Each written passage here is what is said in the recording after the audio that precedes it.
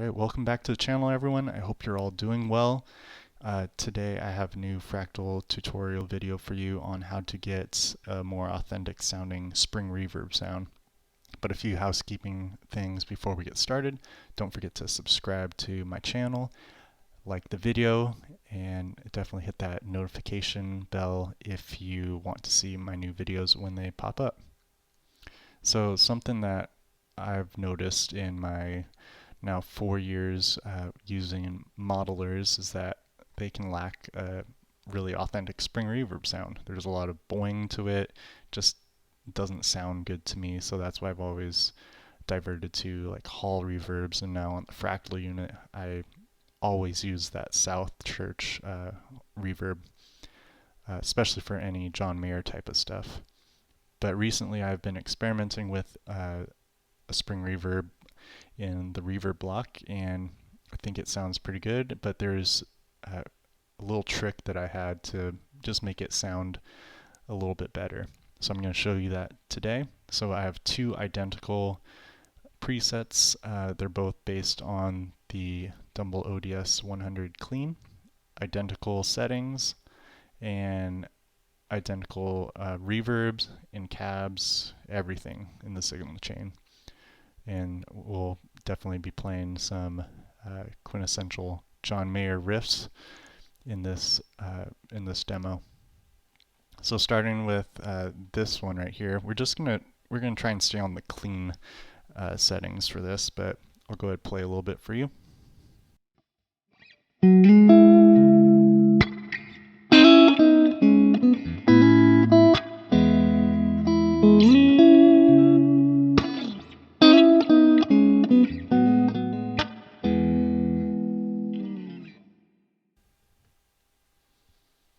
Alright, so that's with the reverb in parallel with the amp and cab block. So something I've noticed is if you just stick a spring reverb at the end of the signal chain after the cab block, it just doesn't sound quite right. There's a lot of boing to it.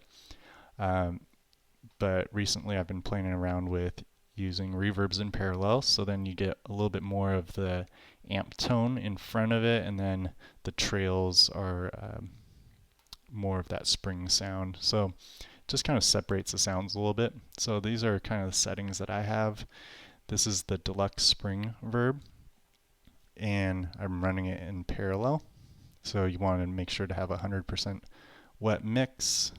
Then mine is at negative 15.8 dB, and I have it at 4 seconds. And I don't remember if this was a stock setting, but I do have the pre-delay at 0 milliseconds.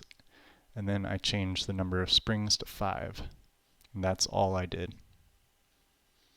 So we're just going to kind of flip-flop between these two presets, and let's go to the second preset. So this one, I have the reverb in front of the amp. Now, this is a recommendation from Fractal in the, I think it's their wiki page or whatever, but to run the spring reverb in front of the amp, and that's a little bit more authentic to how a spring reverb would be in, let's say, a Fender Deluxe reverb. It is linear to the preamp, so the preamp is kind of, and the spring reverb is kind of colored by the preamp. So let's just kind of smack the strings, and you can kind of hear a little bit of the difference. They're both, again, the same settings.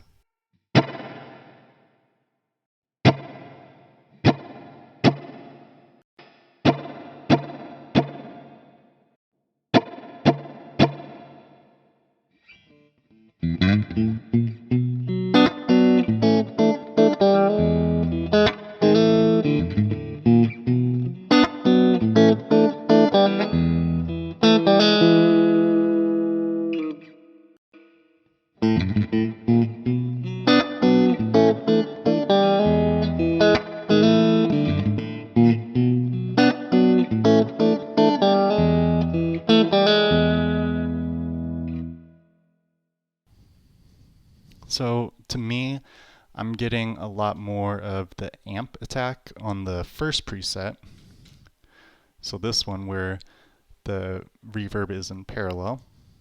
And then I'm getting a lot more of the reverb sound really popping out. Still, again, the same settings as I had in the previous preset as well, so 15.8%.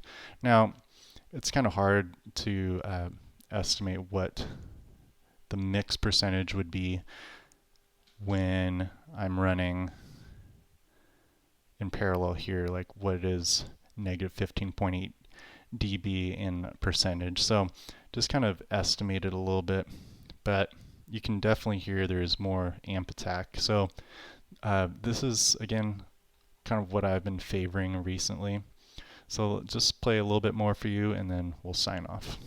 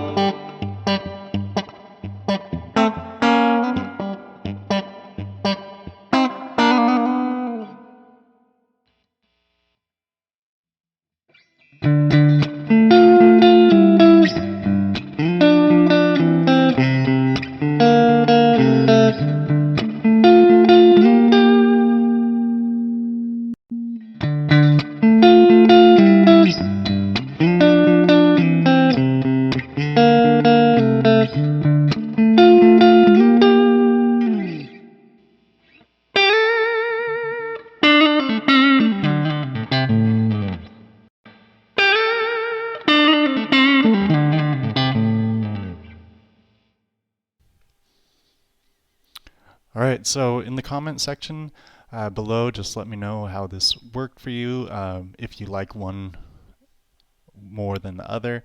Again, I'm kind of preferring more of the parallel spring reverb approach, and I just dig how you can get the trails, but you get more of that amp attack. So hope you enjoyed the video, and we'll talk to you later. Bye.